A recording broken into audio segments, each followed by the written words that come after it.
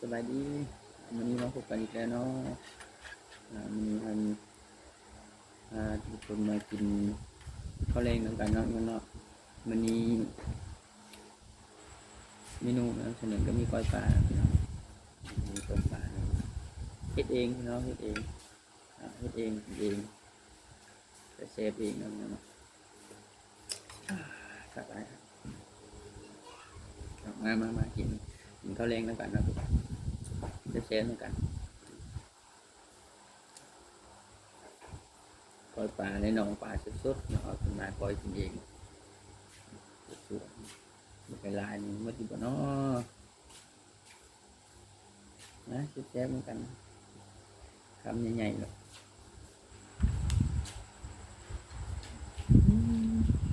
สักหลายตรวจเลยดำเผ็ดขนาดนี้ผักกับเขาก็มีหลายอย่างมีผักสลัดมีแกงเนาะ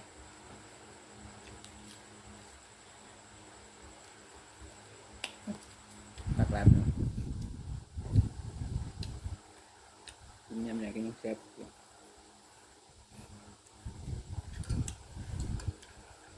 เส้นน้ำต้มหัวนวล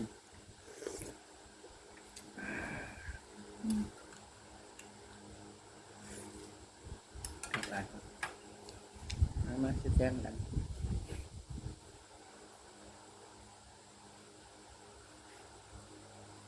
ทำใหญ่นะ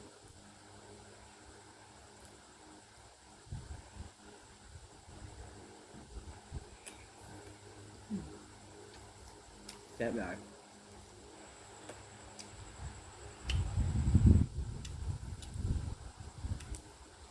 เด้อไปอยู่ไกลมากินข้าวแรงกัน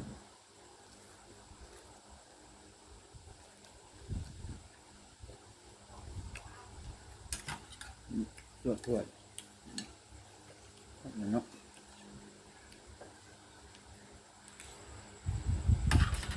ตรวจ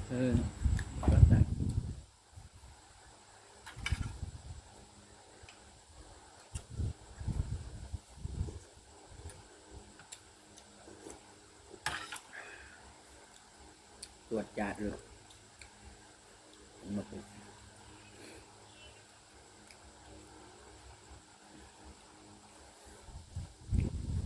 เข้าใจสำหรับ FC ที่ให้การติดตามมาทั้ง122 คนคนใดก็ช่วยสนับสนุนกันเด้อเราขอบใจหลายๆที่ให้การติดตาม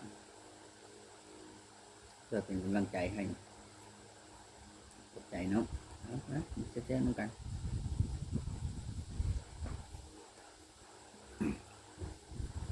แล้วเราก็มีแต่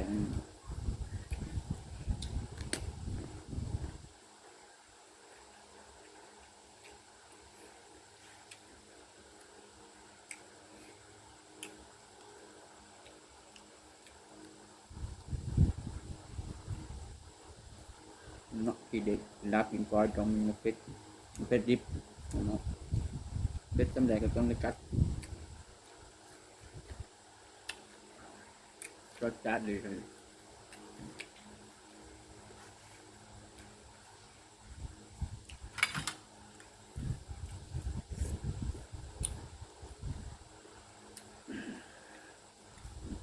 หัวปลาใหญ่ๆเนาะ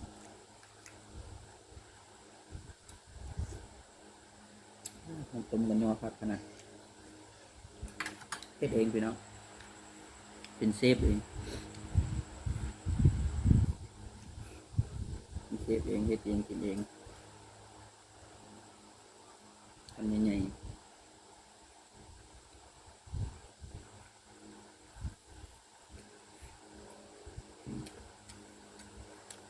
เอาไปเติมจวดจัดครับเลย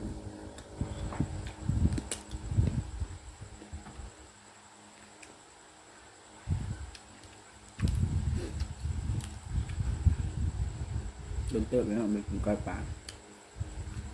มันแซ่บกูเต่า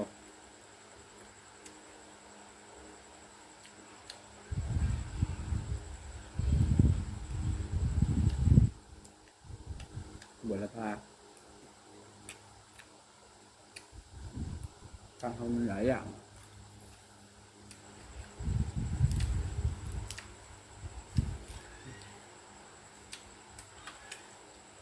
ทำเลิศเนี่ยทำนางเลิศ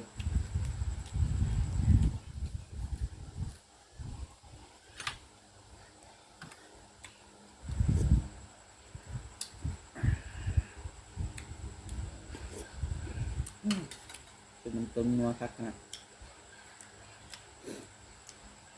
มาเด้อพี่น้องได้กินข้าวแรงน้ำกันมาแรงมันนับไปเด็กเนาะตอนนี้ก็หลายเกือบ8 โมงอ่ะ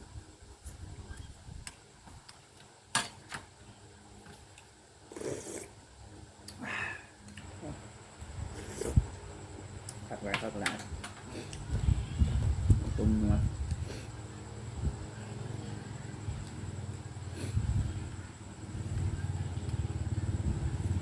ขั้นตอนการที่ก้อยปลาก็ไม่ง่ายเนาะก็คือกันทั่วไปไม่สูตรตายตัว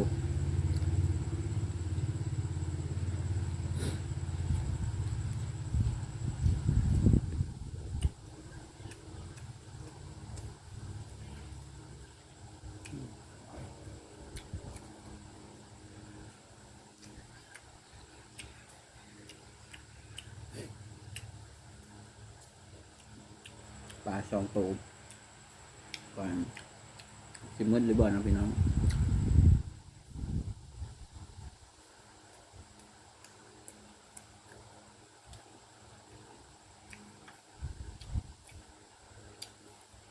อยากกินนั่นไหนก็ยังแซ่บคือเก่าเนาะ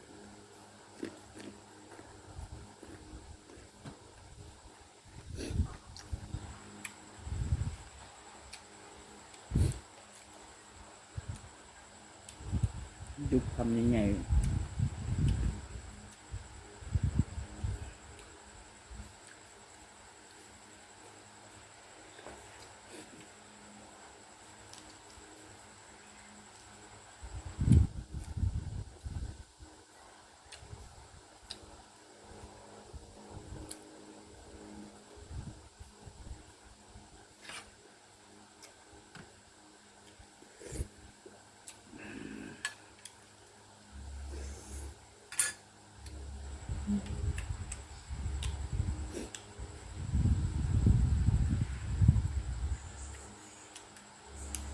ใช่ครับ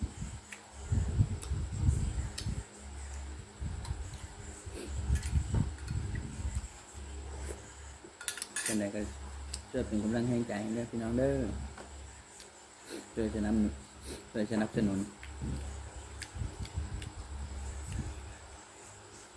ช่วยสนับสนุนช่องเรานะในการกดไวๆ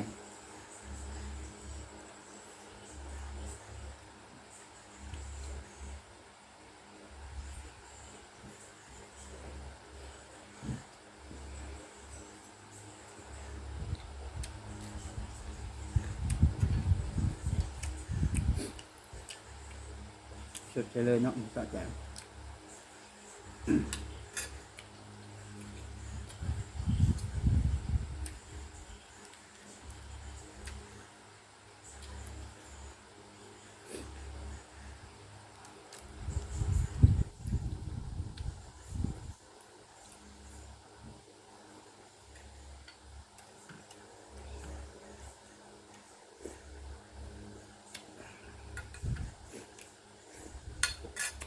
ครับอ่ะ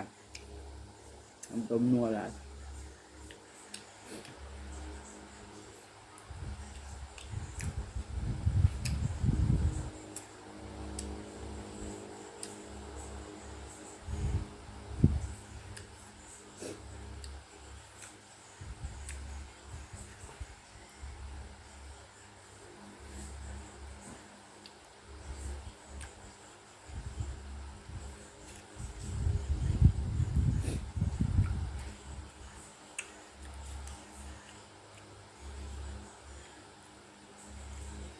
แล้วก็ขอตัวขอไปทีมน้องเนาะบ่ค่อยมีเวลาเฮ็ดคลิปแบบต่อเนื่องให้น้องได้รับชม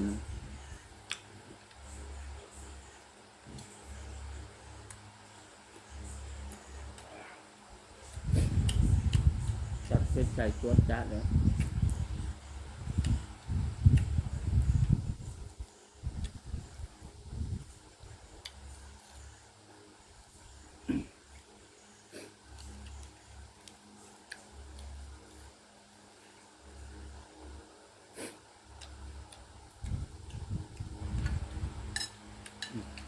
จะบุ้มมันออกไปนอกลายสองโตปลายสองโตกินคนเดียว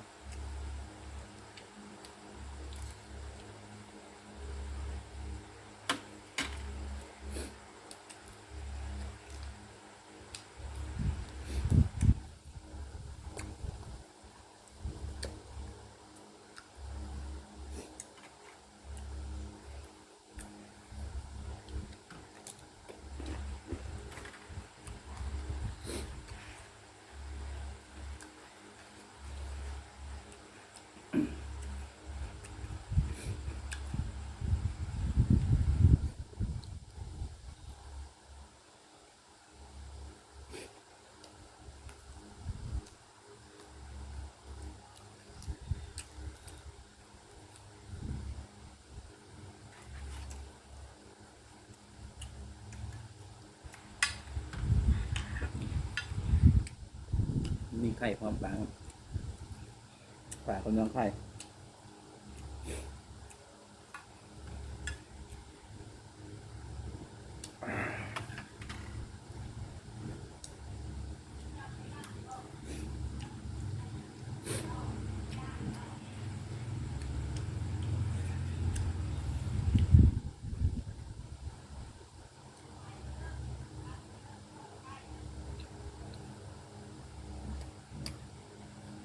ปลาหลาดน้องแซ่บหลาดตัวเรือนกินแค่นึงแซ่บ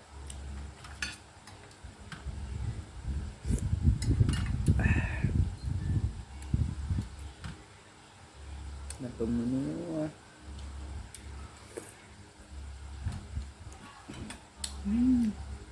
ครับดูคำบอกยังไง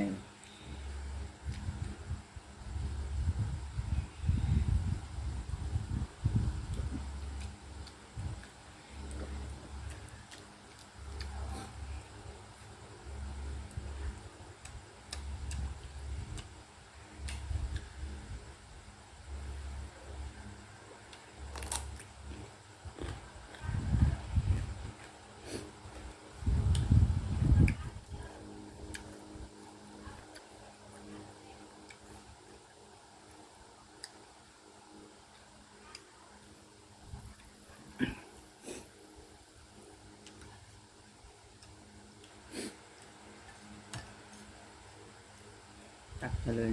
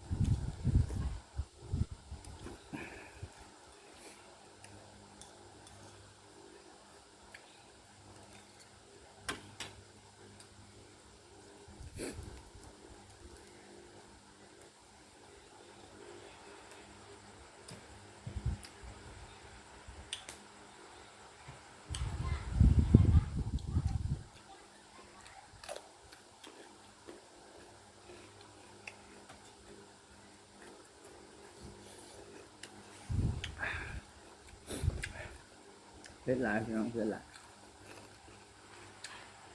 ทั้งเผ็ดทั้งแซ่บ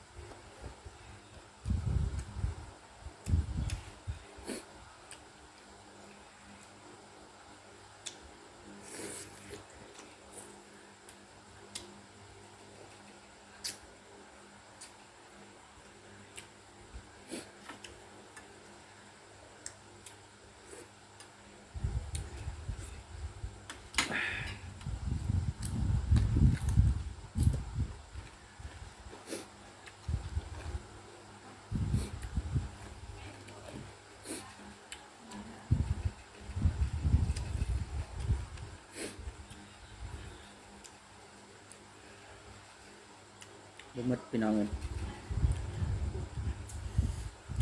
นั่นเนาะเนาะคำสุดท้ายโอ้ใหญ่ๆ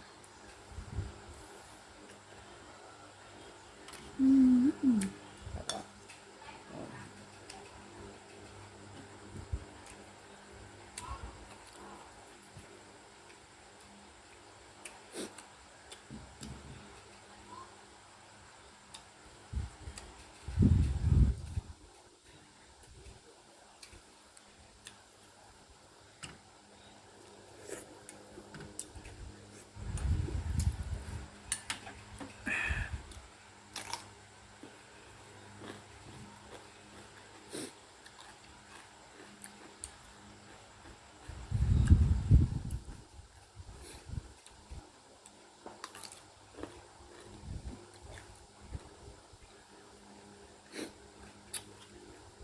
บ่เบิดเนาะ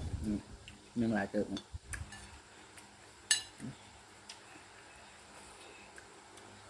ได้กินมื้อ